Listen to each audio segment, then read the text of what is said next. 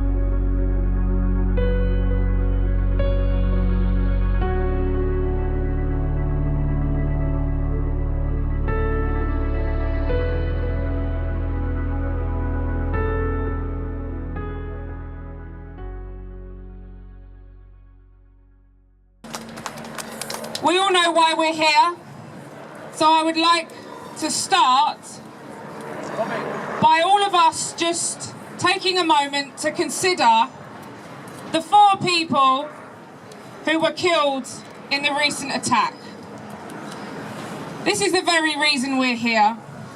4 people that day and 40 others who were injured have had their lives either ended or ruined. You'll never get over that, even if you survive it. That will last forever. There were people that were visiting our country who were killed in this attack. They came to see our beautiful capital and they will never go home. So before we take a moment, I'd like us to have a minute's silence, but before we do, I would invite any of you who would like to join me in a prayer for those who were sadly killed in this terrible attack. Any of you who want to join me, please bow your head. Eternal rest grant unto them, O Lord, and let perpetual light shine upon them. May they rest in peace. Amen. Amen. You'll be glad to know that millions and millions of people all across the world will see us here today, and they will know that the British are fed up of being treated like second-class citizens. We're fed up of suffering Islamic terror attacks, and we're not allowed to even discuss it. Just yesterday, somebody asked me, what do I think it means to be British? And now this was a left-wing journalist, so I'm quite sure he wasn't expecting my response to be what it was. Because for me, being British is quite simple. I don't care what colour, creed, religion, I don't care what your background, ethnicity, religion or otherwise. If you love this country and you love the people in it and you honour and respect it and you embrace our culture, our traditions, then you are British.